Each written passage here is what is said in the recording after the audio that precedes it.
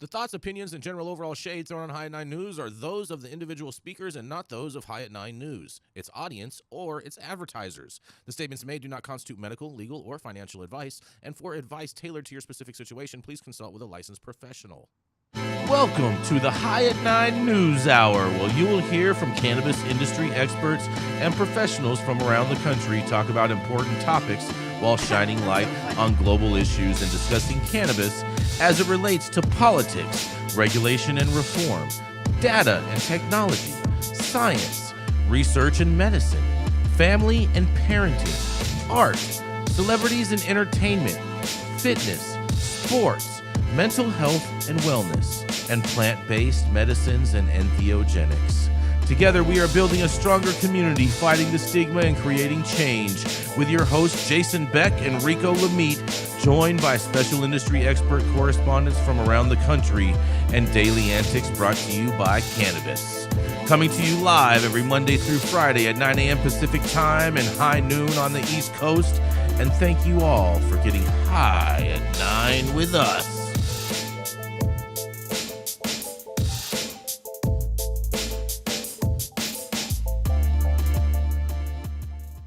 You need a tissue now? Yeah. Good morning, guys. That's right. It is Friday, December 27th. And today, that's right, Rico, get ready for this. It's National Fruit Cake Day. Disgusting. Hey, man. Nasty. People really like fruitcakes? Like, who likes fruitcakes, dude? Oh, man. No, I'm serious. Like, a good fruitcake is amazing, bro. And not... There it is. Rico, we know who likes the fruitcakes. I'm not afraid of fruitcake.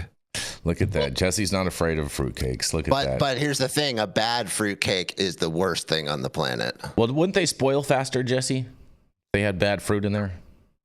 A bad fruitcake? Yeah. It's all the ingredients that you put. If you get too fruity with it, it can go over the line, and then it's just not good. Doesn't at some point it just become penicillin, Jesse? Yeah. All right, fair enough. Still healthy for you. Fair enough. Anyways, thank you all for joining us and getting high at 9 with us. It's also high noon on the East Coast. And please remember to like, share, and subscribe to us on all social media platforms. You can look up above and down below to see exactly where we live on the internet. And we are live every Monday through Friday on YouTube, Rumble, Twitch, X, Instagram, Facebook, and on our very own website at www.highat9news.com. So welcome to everyone joining us from any one of those platforms, you guys. And we are going to kick this off with the dope dad himself. That's right. He is taking care of a little sick one today, doing some dope dadding. That's right. Sitting around watching Elsa, wishing that the snot would become frozen. That's right. It is none other than the dope dad himself, Mr. Rico Lamitte. All right, y'all. Apologies. Hey, don't touch that. Yeah, let's go. You're about to tear down my screen over here. Screens. Hi, Oh, there it goes. Yeah. Can I say hi? Let's go. You're on the show. What's up, Zozo? Okay. What's up, Zozo? Can I say hi? Hi. She doesn't look sick to me. She looks beautiful. Perfect. Oh my gosh. All right, so Daddy's to read a story, okay? All right. So appreciate you guys rolling with the punches with me. I have a little one over here. Hopefully she doesn't tear down all my equipment while I'm out here, you know. Hey. She likes the camera though. All right, so let's talk about some the green rush, right? So my question to everybody this morning is the green rush finally over? So 2024 marked a significantly difficult year for cannabis. Daddy's on here, okay? All right. It's for cannabis, and according to Market Watch's Steve Gelsey, the industry faces an uncertain future heading into 2025. All right. Gold rush mentality fading amid regulatory and market challenges.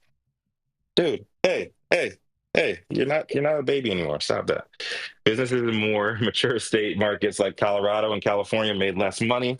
Dispensaries shut their doors, and workers laid off en masse. Cannabis stock Prices plummeted, with MSOs like Curaleaf, Verano, and TerraSen experiencing deep declines, while a few exceptions like Organigram posted gains. And now Gelsey says federal cannabis reform appears unlikely before 2026 due to a GOP-led Congress resistant to drug policy and liberalization and delays in the DEA's reclassification review. But 2024's pain was not just top down. You want to play my iPad? Is that what you want? Okay. Just ask, dude. All right. You got this, Rico. Good for you, Rico. Yeah. You go, man. You're doing the right thing right now. It's awesome. It's dope dadding live. Parenting a sick child while you have ADHD is like one of the biggest lessons in futility. Yeah. You're showing the Dope Dad Award right now, dude. Showing it off. Let's go. All right, so now Gelsey says that federal cannabis reform appears unlikely before 2026 due to GOP-led Congress resistance to drug policy liberalization and delays in DEA's reclassification review. But 2024's pain wasn't just top-down because state-level initiatives also encountered setbacks. Florida's attempt to legalize adult use failed, as did similar measures in North and South Dakota, though Nebraska did see an approved medical programs go into action. Progress in states like Pennsylvania, Hawaii, and New Hampshire remains uncertain, while major states like Texas show little interest in advancing legalization at all. All right, so the industry continues to grapple with oversupply, fighting off illicit markets and taxation in mature markets like California, where retail outlets are expected to decline even further going into the new year. So what's to be expected as we step into 2025? Gelsey says investment experts are foreseeing incremental growth opportunities like consumption lounges in Michigan and New Mexico, and are expecting an onslaught of potential mergers to dominate the U.S. market. The U.S. market's headlines over the next 12 months. In addition to that, consolidation among companies unable to achieve scale or profitability. In the article, Gelsey spoke with Charles Gormley, Bratch, Eichler LLP. Go on YouTube, watch High 9 News. There you go. Yeah. Push like, subscribe. Smash that like button, Zozo. Right. Gormley said most middle of the country Republicans in Congress are not particularly bullish on cannabis reform. They don't embrace it, he said. That's the core of Republican messaging, to stamp down on further liberalization of drug policy. If that approach continues under House Speaker Mike Johnson and Senate Majority Leader John Thune, it's unlikely safer banking measure to open up the financial system to legal cannabis companies would be voted into law. The measure has won a favorable vote in the U.S. House of Representatives 7 times in the past decade, but has never reached a full Senate vote. On the plus side, Trump could end up including cannabis in his overall approach of deregulation and letting the states decide the outcome because it would be too good for business, Gormley said. Furthermore, Trump's pick of Robert F. Kennedy Jr. for Secretary of Health and Human Services could prove to be a boost to rescheduling cannabis or even removing it entirely from the Controlled Substances Act, a sentiment that some cannabis insiders echoed. But despite potential regulatory shifts under a Trump administration, significant federal progress remains uncertain due to political infighting within the Republican Party, leaving each vote brought to chamber only 1 or 2 nods away from failing. So yeah, not too much rhetorical positivity from the Chads going into 2025, but I think it should also be said that these are a lot of the same folks that told us that crypto was going nowhere, that told us that electric cars would never be a thing, and also told us that Obamacare would bankrupt the insurance industry. We see how that's worked out. But I believe that the true fate, is my words here, I believe that the true fate of cannabis going forward ultimately lies at the hands of those of us on the ground level with more information than them, making essential moves that they will only hear about months after the shit already went down. And it's why shows like High at 9 News, as crazy as things can get from time to time, are more important than ever, because taking a 90% doom and gloom outlook from a bunch of dudes who never tapped in with the culture or don't believe that above all things, cannabis is medicine, means that you're only getting a third of the story. I'd be more interested in getting takes from the street and from the doctors before totally writing off everything through 2026 like these guys want us to do. But maybe that's just me. What do you guys think? Is it officially time to panic? Or will 2025 have more wins than those dudes clearly have no insight on? I'm Rico Lamitte, the dopest dad on the street, at home here with my sick baby girl. I'd like to hear from the rest of you guys. I got through it. Yeah, good job, Rico. Good job. Man, I think 2025 is actually going to be a good year for cannabis because the economy is going to get back to roaring thunder in a sense. And it's been a very, it's hard when a lot of people don't have disposable income for the cannabis industry to really succeed because a lot of that is fueled with an avid customer base and with the excess taxes that everyone is having to pay. People are looking for cheaper options every which way they can to make their dollar go further. And so I think once this economy kicks back up, we are going to see an uptick in the cannabis space. I'm glad for the green rush to be over. Get your asses out of here. All you people ran in here when you thought it was safe, thought it was cool and cute. Now you can have an identity from cannabis and whatever else. Get the fuck out of here. Bye.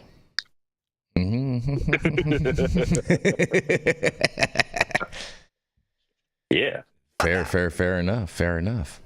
I'm super conflicted about this. I can see so many different sides to this. I think it depends on who you are and where you're at. If we look at the California model, I mean, California is still the biggest market in the nation. And if we look at the way that it's been going, especially the last 6 years, it has been great. So it doesn't really look great without some major changes, i.e., safe banking or Schedule 3. Even though I hate that, I would rather have descheduling. But Dr. T made a really good point to me the other week about that. And it just seems really sketchy right now. Like there's not a lot of places to have confidence. And even if you look at the MSO stock market, I mean, it's been going down and down and down and down and down. So, and states have been opening up and up and up and up and up. So what does that say? I think it's very conflicting. And if you're a small craft farmer or a small dispensary owner, especially, I think you're getting really cramped right now and probably getting out of the game. And the sad part about that is we're losing legacy people who have been in this for a really long time and actually know their shit. And that's what the community needs. And they're slipping. So I'm afraid of that mostly. It says what we know the entire time, which is that the cannabis stocks that went into the public market were improperly evaluated in the first place. So we know that. But we also know that, like, listen, I'm sorry. The plight of the legacy farmer is the fucking legacy farmer. You were too busy standing around growing shiska berry, stomping your fucking feet saying, but I used to sell it. Well, cool. Not everybody used to have 100 pounds every fucking October. Now they do. Now it needs to be good. Now you need to actually learn how to operate a business.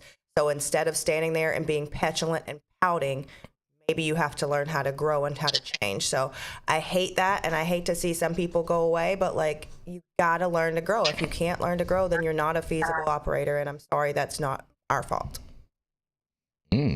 Dr. T, what do you have to say about this, Dr. T? It's funny. I saw a commercial I think it was yesterday, of a topical CBD, Hempvana or something like that, preparation on TV. I think if you're talking cannabis, truly cannabis, then the hemp industry is going to continue growing and grow faster. I actually tell, the how non-hemp industry, I tell folks in the non-hemp industry, jump into the hemp industry because that's really where this is going. So I think overall the cannabis industry will improve this year and next because of the growing hemp industry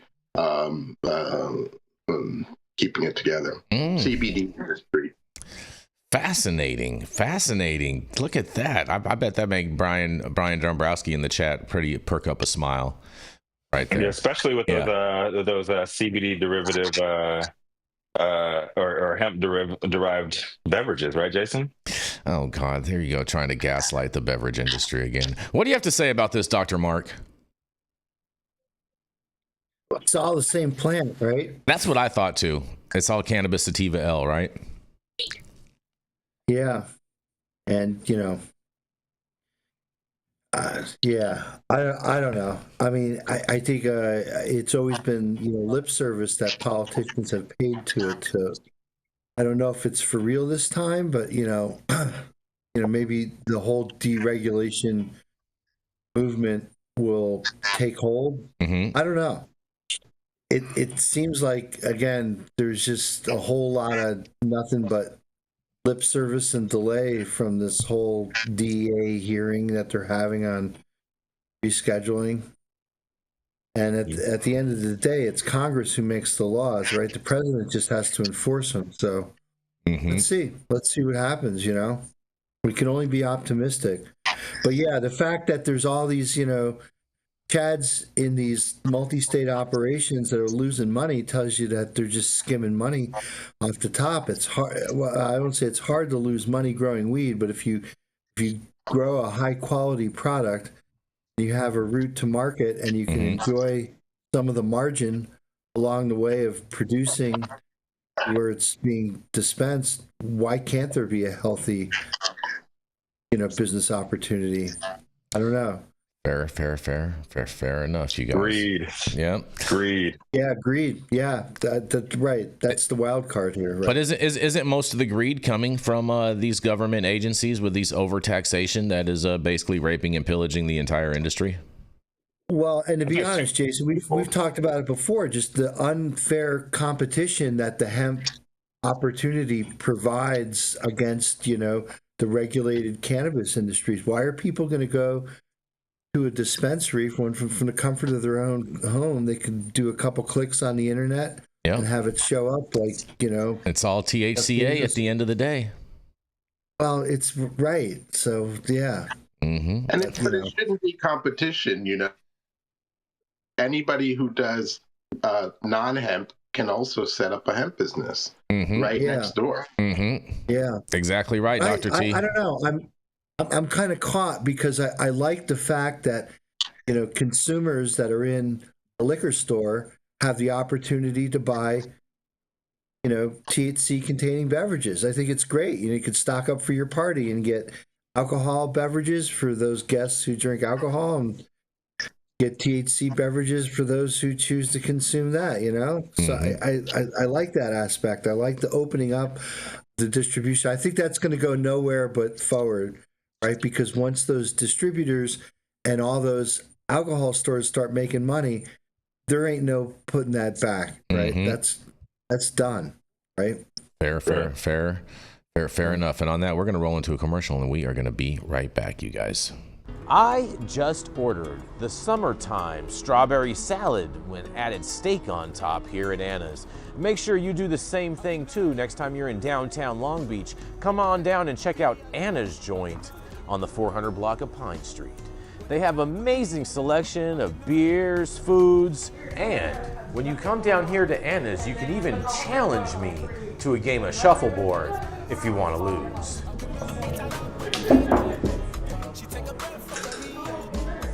Did you get that? So, next time you're in downtown Long Beach on Pine Avenue, make sure you stop by Anna's Joint on the 400 block.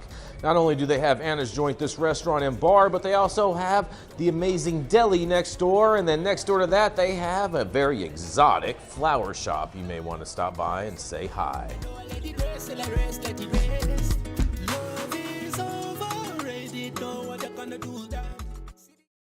Oh, and we are back, Rico.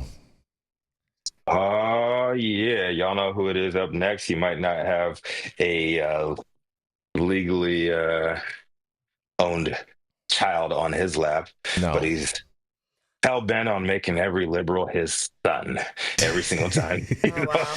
However they choose to identify, Rico. Jesus Christ. Oh yeah, that too.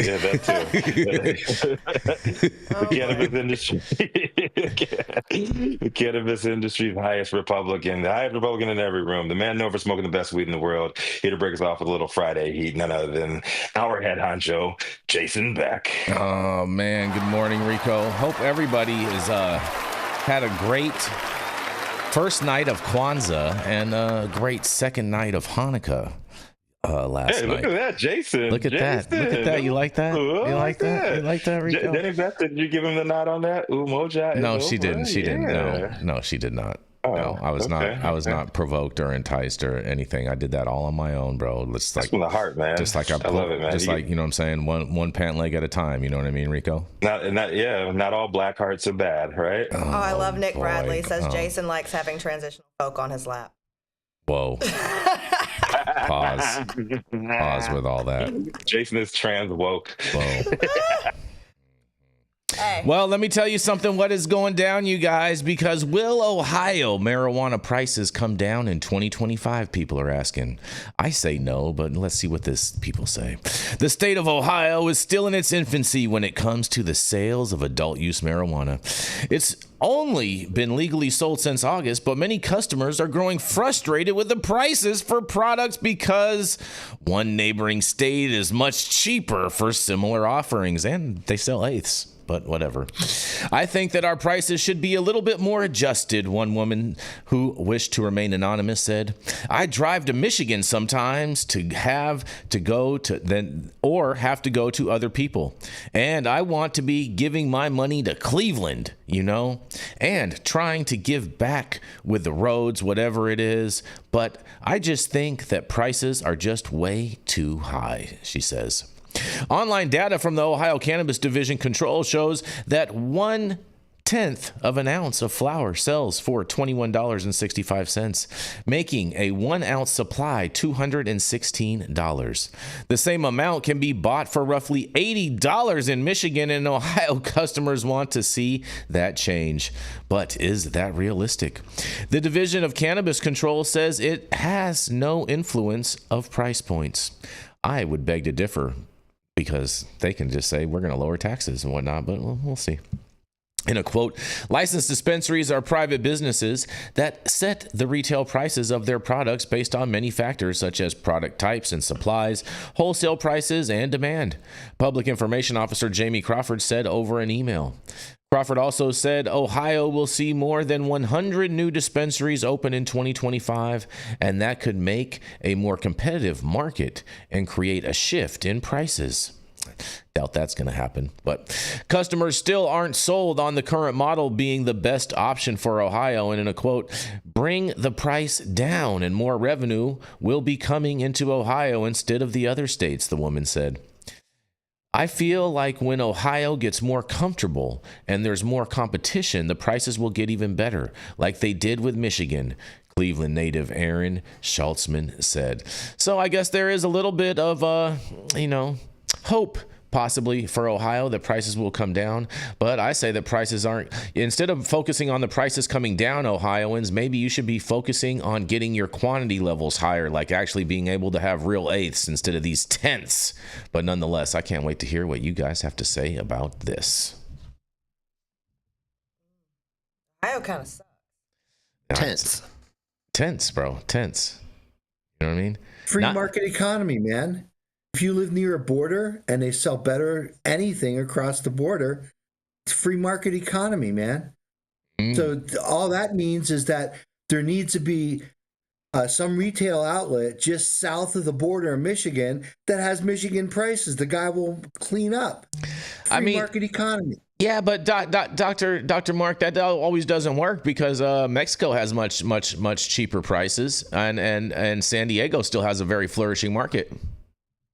Yeah, I don't know, but like it's so interesting, Jason, when you drive north on I-75 going out of Toledo into Detroit, the southern Detroit suburbs, you get bombarded by billboards just everywhere.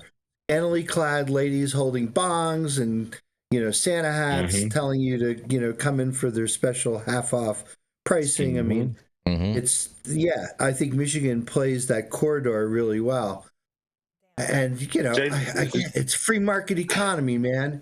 Right? If somebody can drive to a place and get better weed and a better deal, they're going to do it, man. So make Jason, that. You want to bring up Dr. Mark? Jason wants to bring up Mexico. How many people go down to Mexico for surgery, dental work, or whatever? A lot of people actually do. A lot of people do. Exactly. Well, that's all because Obamacare is so expensive. You really cut off Dr. Mark talking about the scantily clad ladies in their eights? You got friends who go to Mexico to see fish. I don't know what's going on there, but okay. They go for That's way panic more too, expensive. Dr. Mark, but hey. Yeah, that's way right. That's total custody. Panic and La Playa. But Is it really? Because Yeah, I've it- seen again, how just we going back to drink. free market economy, it doesn't matter where the state border is. If you can Right. get better weed at a better deal, you're going to do it. Yeah. If they don't sell concentrates in Ohio, but they sell concentrates in Michigan, guess what? There's going to be a whole lot of people going from Ohio up I-75, just get off, at some, podunk town that's got a dispensary, buy their shit and go home. You know what? You know what legalized market that actually doesn't work in that whole scenario, Dr. Mark? What? Hawaii and Puerto Rico. Okay. Yeah. I mean, Jason, there's Also, a big difference in like crossing over the line of bumfuck Ohio to bumfuck Michigan and like crossing through like an actual border checkpoint. You know what I mean? You're carrying a little more than a BBL back at that point. I don't know. Yeah, it's not that simple, Jason. Your fake ass There's a lot cheeks more- aren't going to get scrutinized as much as that pound of weed I in don't your know. mouth, Yeah, TJ. Yeah, there's a lot more nuance that goes into that argument, Jason. I don't know about all that, but you know what I mean? I'm not sure about All right. that. Well, Jason's but- going to get a BBL if you guys super chat us $20 in the show. We're going to drop him off at TJ. We'll pick him up Yes. next week and he can sit on a donut and Yes. show you his fresh new ass. BBL Becky. You guys are so cute. You guys, I'm glad you guys think this. BBL Jason. This kind of interstate commerce happens everywhere. When we lived in Pennsylvania, we would drive to Maryland and go buy our liquor because liquor was Right. cheaper and they had lower taxes. Yep.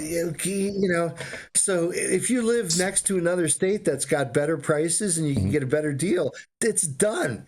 But it should give marketeers and entrepreneurs on the other side of the border a reason to say, hey, let's advertise that we're selling our weed here in Ohio at Michigan prices, and that'll bring people in. Because people will be like, oh, they got Michigan prices. Okay, let's go down there, buy our eighth or quarter or tenth or whatever. I mean, Dr. Mark, you do bring up an interesting point because you live in Vermont, and all my cousins in Vermont, they go and always buy their liquor in New Hampshire because there's cheaper prices there. A lot of people do, yeah. Do you? A lot of people do. Do you go buy your liquor in New Hampshire? I'm just like, I'm at Costco. I'm like, oh shit, let's get some liquor. We're at Costco, So you're the convenience buyer. Yeah, totally, dude. Convenience everything at my age. Holy shit. Oh man. my God! Shout out to Brian Dombrowski with that $20. He just paid for your new ass cheeks, Jason. We're gonna drop him off at Enjoy TJ. your trip, Jason. Enjoy your trip. Yeah, that's real cute. Real cute, Those are Brian. $100 from Brian. Thank you, Brian. We love the hemp You know industry. what, Dr. Mark, you make a very interesting point there because that's what $30 got me at Costco. You know what I'm saying? Like, this is Belvedere right here. If you got those kind of prices, you got that kind of quality right across the border, why would you not do that? Why would you not go ahead and do that? Yeah. Yep. Right? Like, get a couple of these and you pay for your full Costco membership for a year and you get lit And that's for why the new year. And that's why everyone's selling THCA on the internet direct to consumer. Just mail it right to your door, and that's what is eating everybody's lunch. All right. But nonetheless, we're going to keep this train rolling. We're going to roll right into Dr. Gene Talleyrand. He's the man that has been writing recommendations for decades upon decades. And man, if you saw his script file, man, it's hold it. He could hold it in a storage unit. Man, oh man, oh man. It is the man who probably even wrote your parents' recommendation as well. Is none other than Dr. Gene Talleyrand. Can I push the button? You can push the button, Jenny Hell Beth. yeah. Jenny Beth has been wanting to push the buttons so bad over here. All right. Happy Friday, everyone. So interesting comments so far. My story today comes from McKnight's Senior Living. McKnight's is a national brand focused on senior housing, assisted living, memory care, and continued care retirement communities. So the headline is Medical Cannabis Laws Linked to Increase in Cannabis Use Disorder. According to a study published in JAMA Psychiatry, medical cannabis laws are associated with increased cannabis use disorder.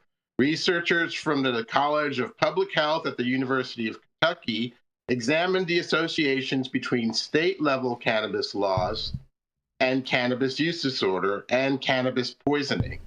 In a longitudinal study involving adults aged 18 to 64, cannabis use disorder and cannabis poisoning diagnoses were followed across all 50 states and the District of Columbia from January 2011 to December 2021, before and after implementation of medical cannabis laws and recreational cannabis laws.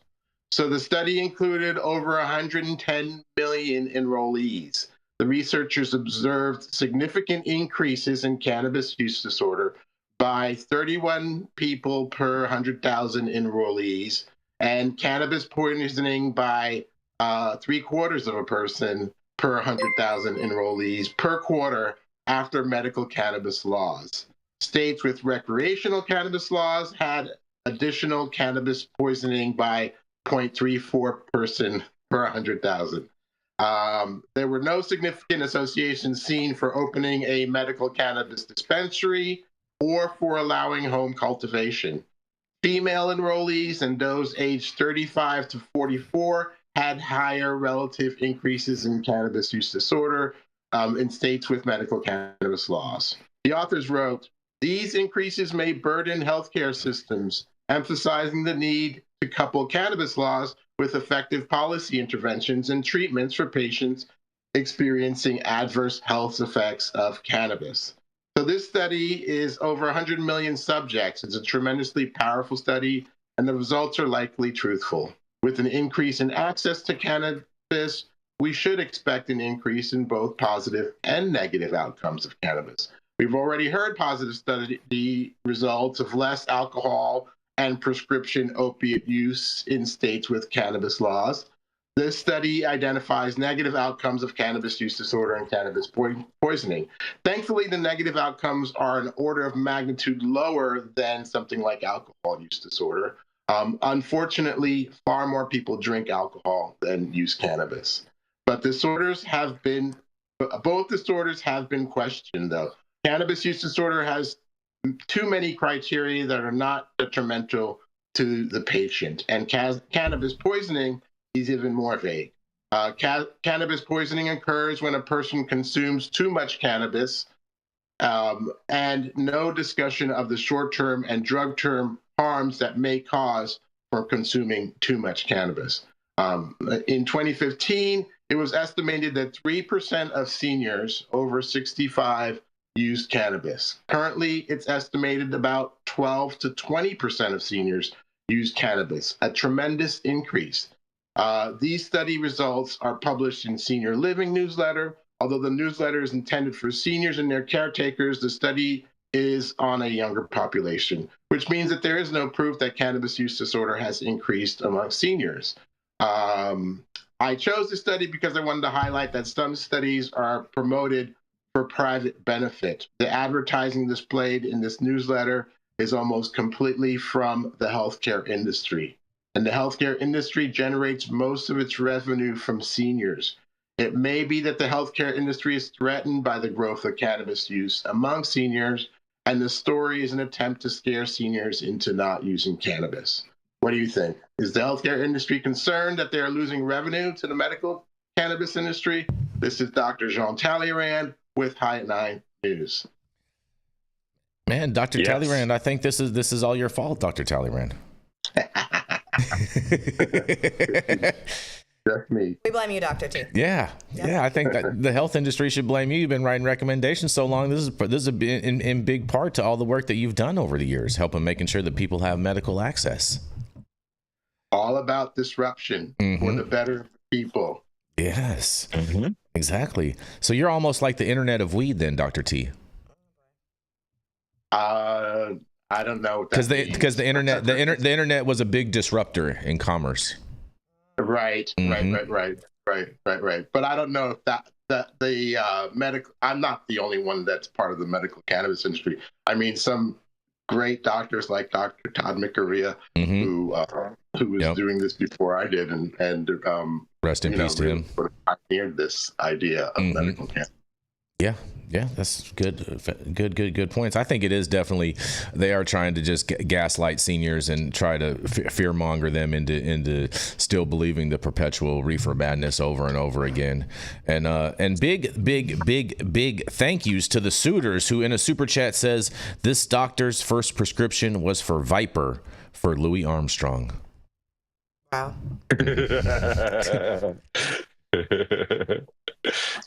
I mean, you know, we all know Louis used to smoke too, so you know what I mean? Yeah, man. He actually got his weed from Mesmero, bro. Mm-hmm. Back in the day.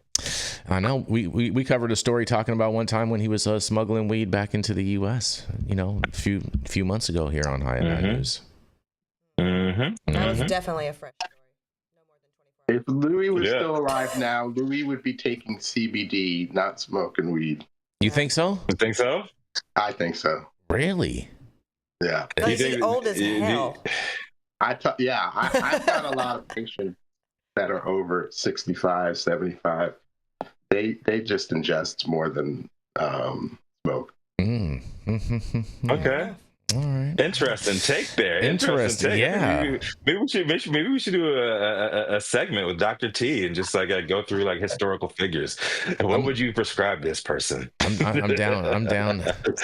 I'm down with that. What do you think this person's choice would be? Easy. Let's not violate Janis Joplin's HIPAA rights. Okay. Whoa. Hey, FBI's already done that, haven't they? Alcohol is a great combination. Janice would appreciate any liver toxicity from There we go. Dr. Mark, any thoughts on this? Well, I think we've talked about this before, right, Dr. King? I mean, the only caution is that if these seniors are already taking a handful of FDA-approved drugs, you have to be careful that cannabinoids, in particular CBD, can impact the way that your body interacts with these drugs. And, you know, that's always the cautionary tale I tell people who are taking, you know, multiple medications a day, is that, you know, there can be effect on your medications that cannabinoids have. I think Dr. T would agree. Absolutely. That's, you know, exactly a lot of what we talk about with the seniors who are on polypharmacy and reducing some of those medications as a substitute. But yeah, there are some medications that CBD blocks metabolism. Both THC and CBD will slow metabolism and make those drugs stronger. Interesting. You have anything you want to add into this, Jenny Beth? Or Jesse? No, but shout out to Johnny Smash's mom turning 70 and still dabbing, as she should. Yes. Yeah. All right. Well, we're going to jump into our next commercial, and we're going to be right back.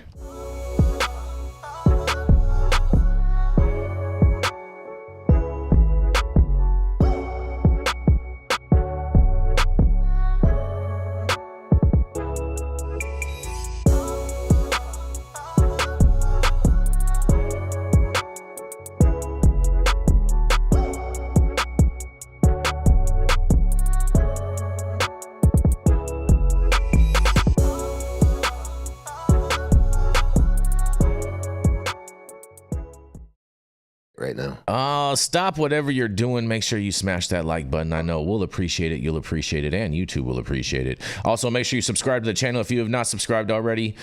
We would definitely appreciate it as we climb to 10,000 subscribers. And all of the articles that we cover on today's show, you can read directly on our website at www.highat9news.com. And make sure that you are also following us on X, checking us out over there. And shout out to everyone in the X audience that is tuning in today.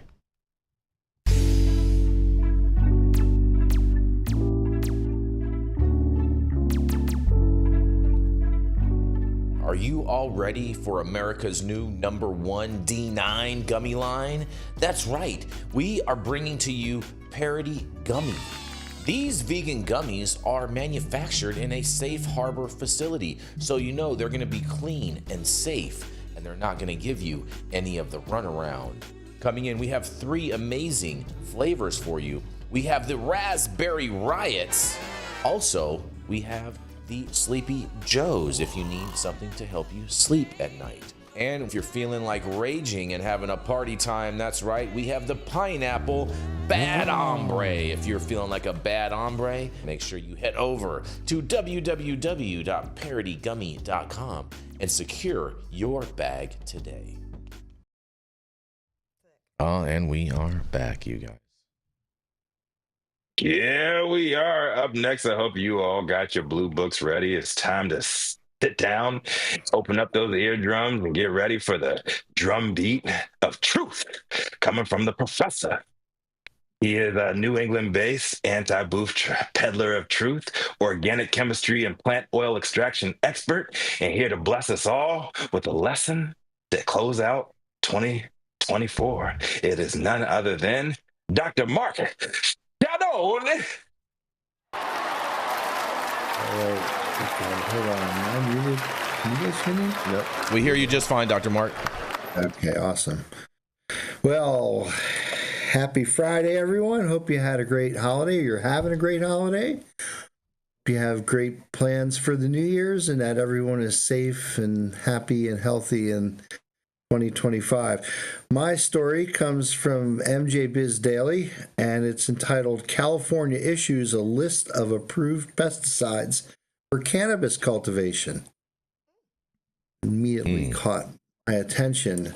Okay, so California regulators have released a list of 261 pesticide products that are approved for use on cannabis products. The guidance from the California Department of Pesticide Regulations comes on the tail end of another trying year for the state's industry and its primary regulator, the Department of Cannabis Control, which has struggled to contain a months-long pesticide scandal.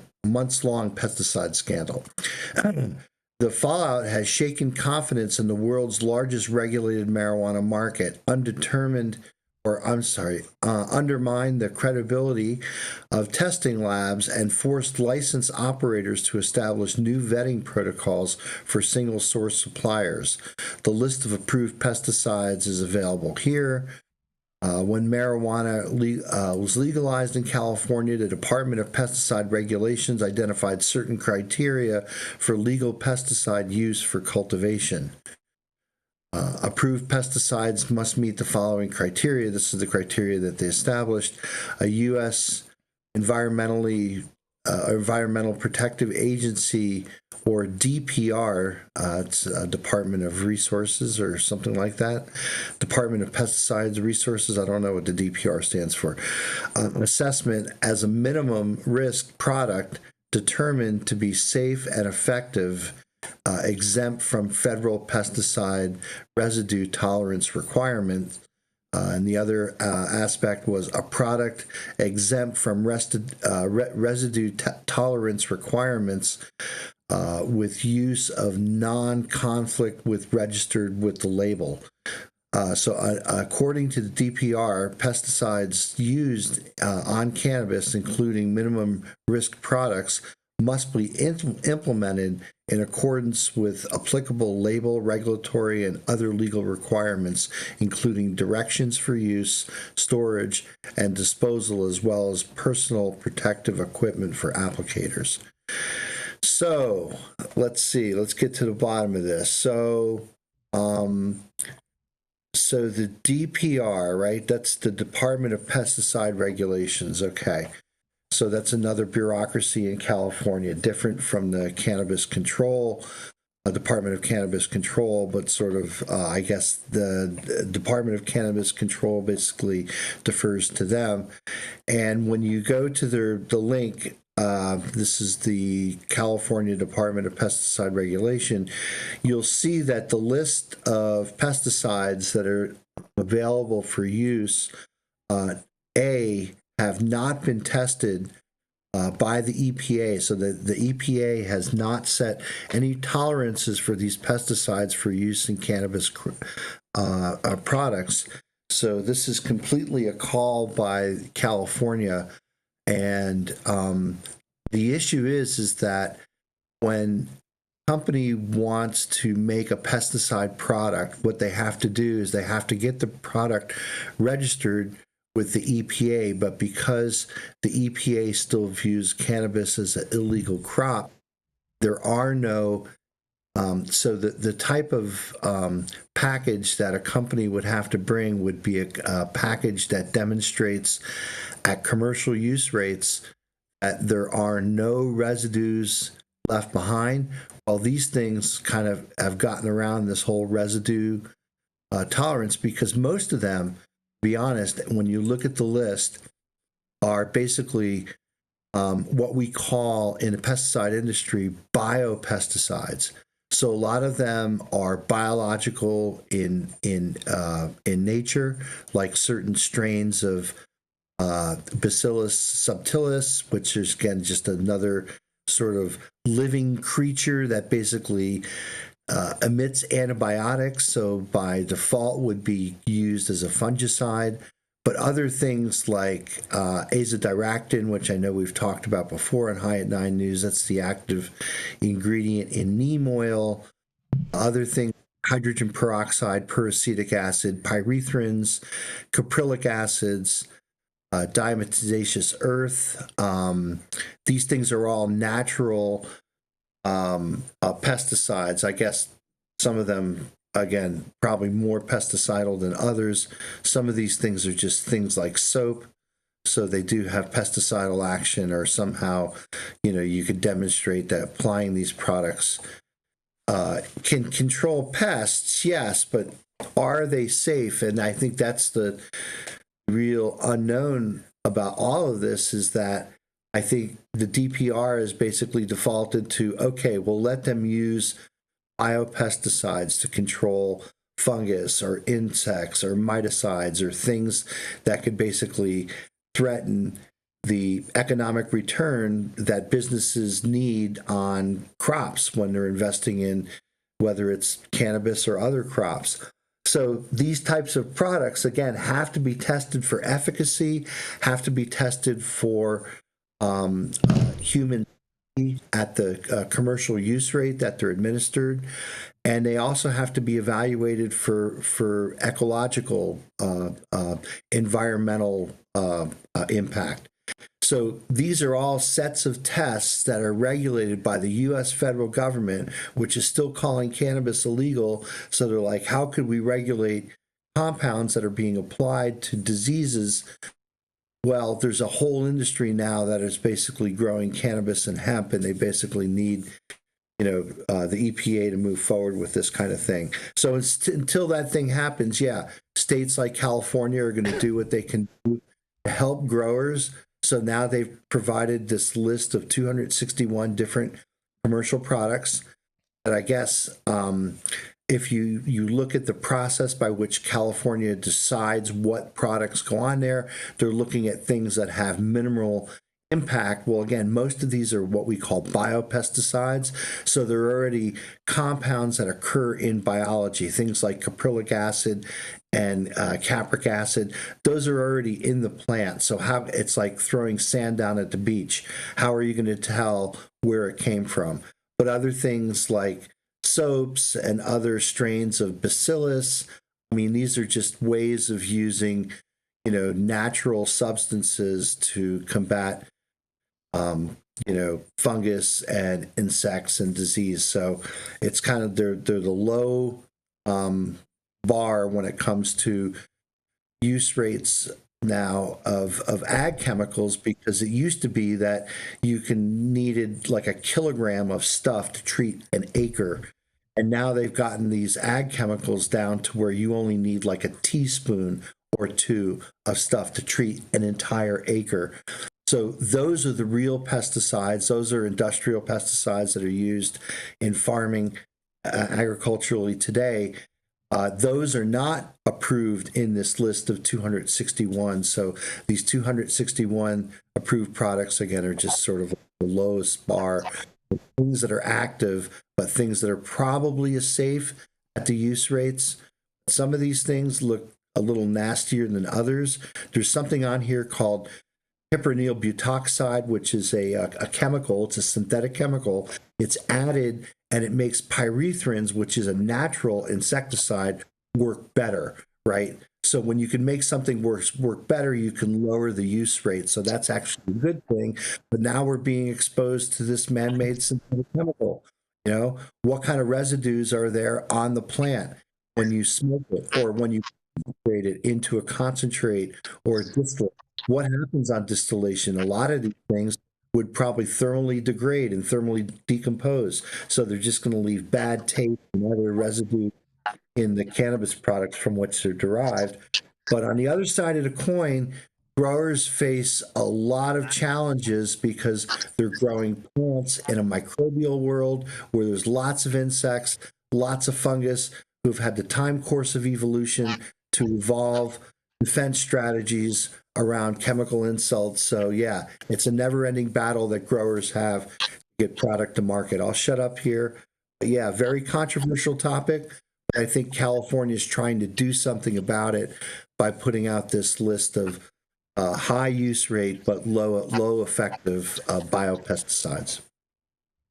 What do you have to say about this, Dr. T? I have two questions for Mark.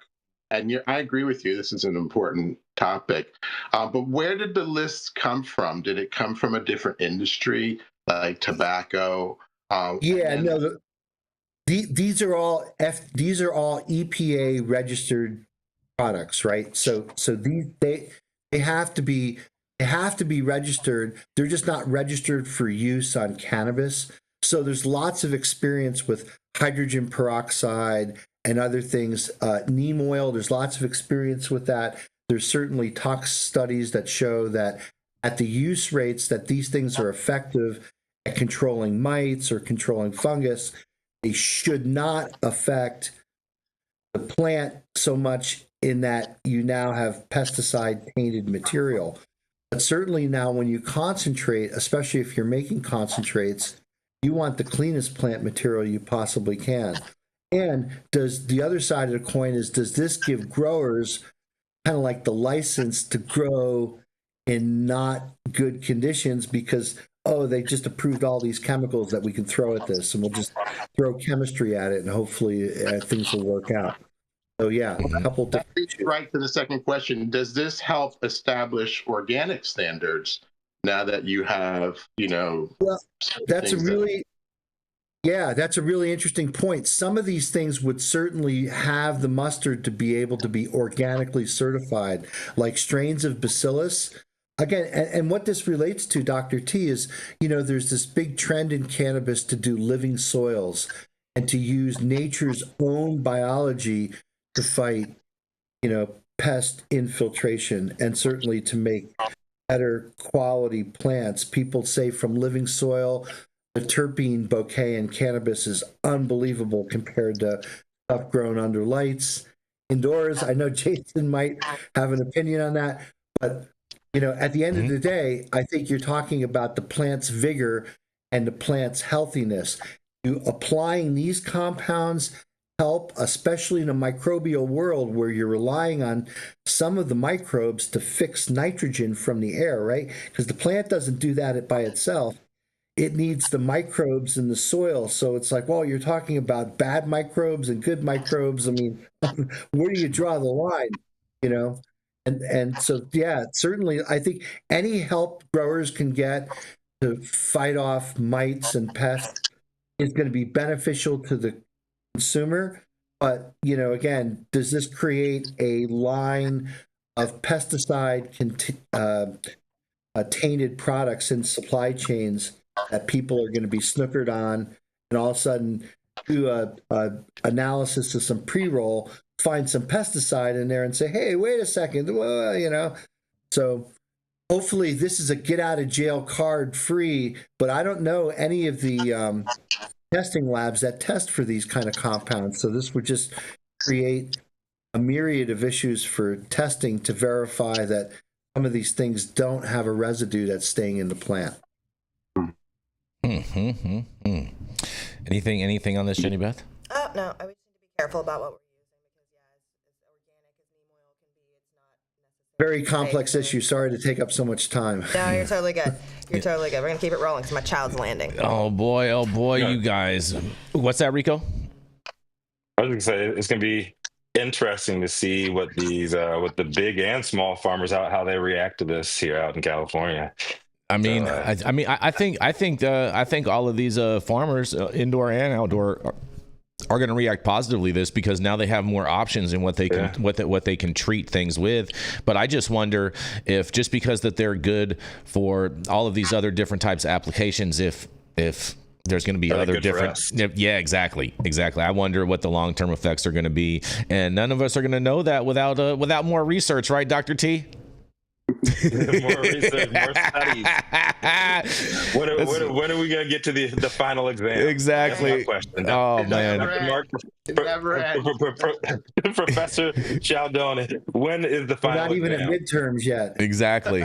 It's been a multi-decades long semester. Mm-hmm. So when are we going to finally get that final assessment to see if we're ready to move forward? Right after this final commercial, Rico. You know what reading articles like this really makes me appreciate? It makes me appreciate my growers and the people that I know that can grow a high quality product without the use of pesticides. It tastes really great, and it can be done. Maybe it can't be done at X commercial scale, but it certainly can be done at sort of like the artisan scale. Mm-hmm. So doesn't it make you appreciate that even more? Fair enough. And on that, we're going to roll into our final commercial, and we're going to be right back. Are you a business that's suffering from the hyperinflation that is plaguing America today? We have the solution for you. That's right, Patriot Business Financing. Head on over to www.patriotbfc.com and apply for a loan up to $2 million. Any state, any industry, even the cannabis industry, the CBD industry, as well as the industrial hemp fiber industry, secure up to $2 million today, and make sure that when you apply, you tell Paul you said hi from High at 9. No, don't worry. You're going to be just fine, Jenny Beth. It's going to be all right. Yeah, up next, we have the gingerbread man personified, the 7-time champion of forgetting to pull out, here to break us out. But he's also pretty damn good when it comes to your engineering needs and digital art and all that stuff too. So make sure you guys hit him up. Come to the stage next, Jesse Barney. Yeah, all right. Thanks, dude. And yet another cannabis conservative. Mm-hmm. Yeah, what's funny is my super conservative friends call me a liberal. So, you do. You're like me. Dude, you're like me. Like all my liberal friends call me a fucking conservative, and all my conservative friends say I'm a fucking liberal. You are a liberal. We're in the right place. You are a liberal. We're in the right place. You're a liberal. In the right place. All right. Yeah, I swing both ways. I'm bipartisan. You're liberally conservative. That's right. You said you're bipartisan. Mm-hmm. That's right. Ha, that was the joke. Yeah. All right. So my story comes out of AP this morning, and it is about peyote. Peyote, sacred to Native Americans, threatened by psychedelic renaissance and development. Comes out of Hebronville, Texas. I'm not going to read the whole story because it is quite long, especially because Jenny's got a split. So out of Hebronville, Texas, in this corner of southern Texas, the plump cacti seem to pop out of arid dust like cracked earth, like magic dumplings. It's only here and in northern Mexico that the bluish-green peyote plant can be found growing naturally, nestled under thorny mesquite, acacia, and blackbrush. For many Native American church members who call this region the Peyote Gardens, the plant is sacrosanct and an inextricable part of their prayer and ceremony. It's believed to be a natural healer that the indigenous communities have counted on for their physical and mental health as they've dealt with the trauma of colonization, displacement, and erosion of culture, religion, and language. The cactus contains a spectrum of psychoactive alkaloids, the primary one being the hallucinogen mescaline, and is coveted for those psychedelic properties. Even though it is a controlled substance under federal law, an exemption afforded by a 1994 amendment to the American Indian Religious Freedom Act made it legal for Native Americans to use, possess, and transport peyote for traditional religious purposes. For over 2 decades, Native American practitioners of peyotism, whose numbers in the U.S. are estimated at 400,000, have raised the alarm about the lack of access to peyote, which they reverently call the medicine. They say poaching and excessive harvesting of the slow-growing cactus, which flowers and matures over 10 to 30 years, are endangering the species and the habitat. This story goes on to talk about how there's various investors and groups who have been moving into the area in the last 20 and 30 years, trying to harvest and commercialize this product. And the natives they really believe this is like a gift, and it's sacred, and it shouldn't be scaled. That whole idea to them is kind of against the idea that it's sacred. That they say that the planet itself has limited the amount of peyote there is on the planet on purpose. So it's an interesting way of looking at it. I really like that. It feels really good. But I also see how there's no way you're going to keep these substances in little walls in our current global economy. Somebody's going to grow it. Somebody's going to put it in a greenhouse, and they're going to commercialize it in some way or another. And there's a ton of stuff down there that's impacting that. There's development. There's the border problem. There's all kinds of things that are impacting the habitat, and it's kind of sad in a lot of ways. So, love to hear what you guys think about this. My name's Jesse Barney from High at 9 News. Man, save the cacti, Jesse. It's very interesting that they think that that you know the world produces it at a perfect level currently. I mean, do you think possibly that's just stabilizes their market and keeps the price rate for peyote at where it's at? No, they just say that it's so sacred that it should be very limited. It's just they're saying that it's like a natural occurrence, that we shouldn't have that much access to it. That's their whole point. And they even think that about themselves. It's supposed to be for prayer, and it's supposed to be at the end of the article. The guy says, well, you can pray as much as you want, but the reality is you have to get back to life and put those prayers into actions, and that's where you meet God.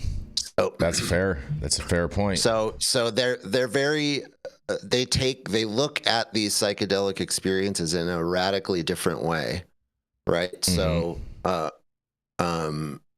that's part of it. It's just like a cultural and understanding gap, even that Western culture and commercialization and everything that comes with it doesn't really understand the way native peoples look at plants and animals.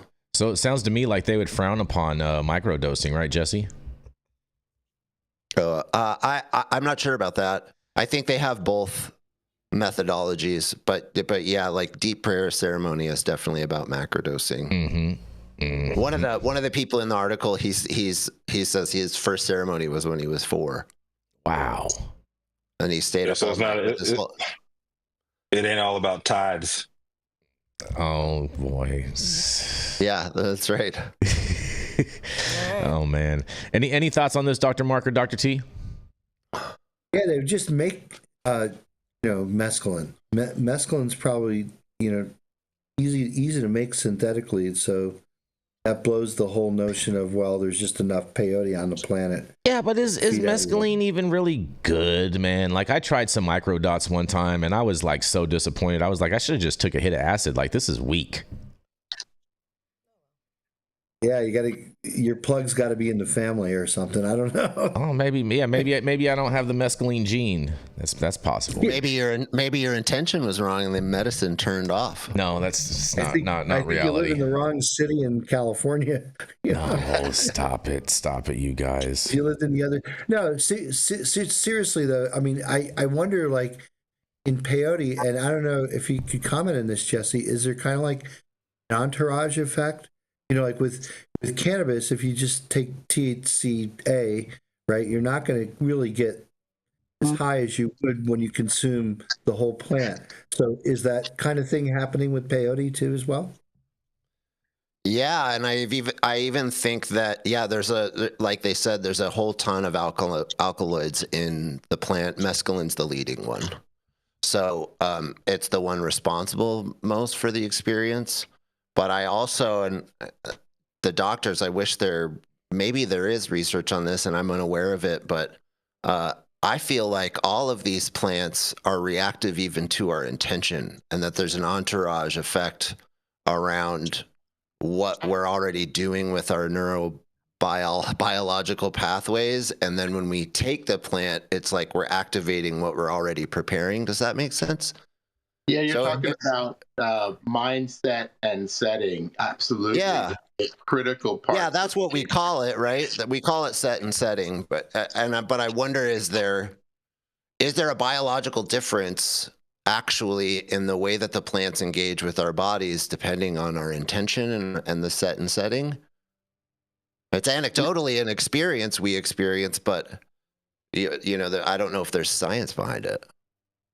Well, maybe not enough science, but there's science behind it. And yes is the answer. You know, we're talking about environment influencing, you know, everything from what your blood pressure is to, you know, different molecules, that different hormonal responses that you may have. So, yeah, there's mindset and setting is a biological phenomenon. Right, and it works even with placebo, right? That may be why placebo works. Yeah. See, this is stuff I want to get into. I feel like there's not enough knowledge and understanding, and that we engage with a lot of these substances as party drugs or substances and social things, and that intention often seems odd, coming from where a lot of these substances and experiences actually come from. Fair enough. All right, Rico, let's roll into Jenny Beth, our final story of today, you guys. Yeah, y'all know who it is coming in last today, but definitely not least. The conservative mouth from the South, the cannabis industry's very own, not Candace Parker. Just said that to piss you off just a little bit today, Jenny Beth, before you go pick up your son. Yeah, let's hurry the fuck up because I gotta go get my baby. I'm the one that's driving, Jenny Beth, and I'm the one that's going to be speeding on the freeway anyway, so just relax. Speeding on the freeway. Yeah. Jenny Beth Dills, let's go. What you got? All right. Boy.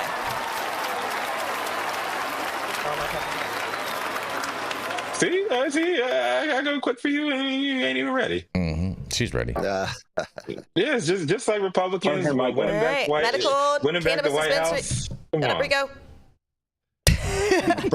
Nick Bradley is right. Jason's driving. You'll be early. Exactly. Medical cannabis dispensaries in South Dakota are closing their doors following the state's rejection of recreational marijuana in November. At least 8 dispensaries have shut down, with owners citing stiff competition, failing patient cardholder numbers, and regulatory changes. BJ Olson, who opened a dispensary called Unity Road in 2022, saw his business decline as more dispensaries entered the market, creating what he called a race to the bottom on pricing. Olson closed his shop last month, saying regulatory hurdles like restrictions on advertising and costly tax compliance added to the strain. Patient numbers are also dropping. Cardholder counts peaked at nearly 14,000 earlier this year, but have fallen to just 11,600, a 15% decline. Dr. T, they need you. The trend worsened after voters initiated Measure 29, which would have legalized recreational marijuana in South Dakota. Industry insiders also point to competition from unregulated hemp-derived THC products Jason Beck sold in smoke shops. These alternatives, made legal under federal farm bill loophole, mimic the effects of marijuana but fall outside the cannabis regulations. Will Neeson, who operates a dispensary in Sioux Falls and Yankton, says rules on social media posts and even decor like Scooby-Doo mask on a mannequin have resulted in violations and a temporary shutdown of his shop. Nielsen says he's now considering expanding into Minnesota, which is preparing to roll out its recreational market. Meanwhile, some owners like Joe Stavig of Dakota Herb are hopeful for the long-term stabilization, but for many, the challenges of running a cannabis business in South Dakota have proven too great. As Olson put it, no other industry has to live in fear like this. All right, you guys. I mean, like, yeah, okay, cool. So you were here for medical because you thought rec was coming. You weren't here for the patients. You were here for the profits, and you lost your ass. Sorry, not sorry. Bye, Roy. Man, oh man, you guys. South Dakota. Sounds like their medical market is in a little bit of turmoil. I mean, they have a very, very over-regulated market out there. Yeah, I wonder why. Well, I mean, in all fairness, they don't follow the will of the people. They don't follow the will of the people, man. I agree with you. They need to be more about the weed for the people. I agree with you on that, Rico. And how did that work for them? And who was the number one objector to that? She shot the dog. Yeah. Governor Kristi Noem. Yeah. Mm-hmm. Yeah, the puppy murderer. The puppy murderer. Donald Trump's favorite. Oh, man. Like, bitch, just tell them they went to the farm like everybody else. Good God. Anyway. Hey, man. I'm a fan of them saying the quiet part out loud. Some keep on singing. Oh, boy. I just think this is a testament to the fact that people jump into a medical market for the patients because they think that they have recreational coming and they think the profits are coming. So I don't feel bad for these people. Like, if you truly want to do something to help the patients and increase access, then Scooby-Doo mask, I don't know. Dr. T, have you ever prescribed a Scooby-Doo mask? I don't understand why the hell that needed to be in his dispensary. Well, he was trying to market, sounds like. Trying to market what? Scooby fucking snacks? Scooby snacks. All right. Big sandwiches? Kids don't watch Scooby-Doo. Adults watch that shit. Yeah. Let me know what little kids are watching Scooby-Doo. None. They don't give a shit about no Scooby-Doo. Yeah, that's true. What are you going to say, Dr. T? I just think there are too many people in the cannabis industry that don't understand how to market to patients, so they slip back into using Scooby-Doo masks. Right. You are so right about that, Dr. T. That's a really, really good point on that. Jesse, you have any thoughts on this being a marketing expert? Oh man, I mean it's the same story that's happened over and over in every state. This was a big deal in Montana because we were a really strict medical state for a long time, and it's challenging. There's a lot to deal with. Again, it's just a lot of regulation that small operators have to deal with, and they have a really hard time. It's not easy. So I feel for those people, especially in South Dakota. They're just coming online. And what they'll probably do is then argue let's open it up for rec. That'll make it all better. And then they'll do something much like California did in 2018. That's usually the pattern. Fair enough. Dr. Mark. It's the American way. Just fall in the same pit that your neighbor did. Oh, boy. Yep. Dr. Mark, any thoughts on this? Midwest, they grow a lot of hemp. Fair enough. And they are complaining about the hemp cutting into their market, and I mean, it's a lot easier for these people to get this hemp access because these lawmakers are making it that way. That's just the way that it is. It's unfortunate. I just want to tell the hemp industry: test your products. You've got enough profit. Just test your products. Fair enough. I'm with that. Parody Gummy is tested, and you can view our COAs on our website at www.parodygummy.com. That's because we did all the studying already. All right. All right, Rico, you ready to roll? Yes, thank you all for joining us for yet another episode of High at Night News. You can catch us live weekdays, 9 a.m. Pacific, high noon on the East Coast. Big shout out to our super fans getting their comments posted live on the big screen. We had a couple of big ones today. Yes, we did. We had Brian Dombrowski and the Suitors coming in with 2 big super chats today. Thank you both so much for that. Definitely really appreciate Jason you will guys. have 2 big Tijuana butt cheeks. Yeah, all that money goes into gas money, getting Jenny Beth to pick up her son from the airport today, and Jason Beck's 7-mile-per-gallon SUV. So that's right. Drill, baby, drill. Let's go. At 120 on the freeway. You already know it, Jesse. Oh, I know how you drive. Yeah. I've been in the car. I believe in efficiency on the freeways. You know what I mean? Hey, man. Classical music combination. Yeah, that's right. Yeah, don't forget. That's right, Adam. Next time I'm out there, he does listen to classical too. Yeah, that's right. Hand experience. It's life changing. It's life changing. That is calm in the midst of chaos, right, Jason? That's right. I'm leaving. Right. Brings us all together. So, big shout out to all the fans out there. Live audience, online supporters, catching us across all media platforms, tuning in each day to our vetted correspondent team, tuning in from all over, bringing us much needed variety perspective, your respected opinions to the table, our production team, Cloud Media Partners. I hear Adam back there, feathering the shit out of his hair as he celebrates a little bit more Kwanzaa today, spinning that dreidel all across the board. Ain't your boy? You ain't got to answer that question. But always, Cannabis Sativa L, the reason why we show up to read these stories every single day. Thank you, too. It has been Friday, December 27th, 2024. The show is over. You've all been blessed with the top industry headlines. Hope it's enough for you to put in your pipe and smoke at least until Monday. My name is Rico Lamitte, the dopest dad on the street for High at Night News, cannabis industry's #1 daily Cannabis News Show. And we're going to pop things out to Dr. Jean Talleyrand. Let's see. What you got for us, fam? Shout out to those people out in Northern California who practice regenerative farming. Thanks for giving us the best quality possible. Yes. Amazing. Rock Yes, on, indeed. guys. Yes, indeed. Let's roll out, Adam. 1, 2, 3, 4.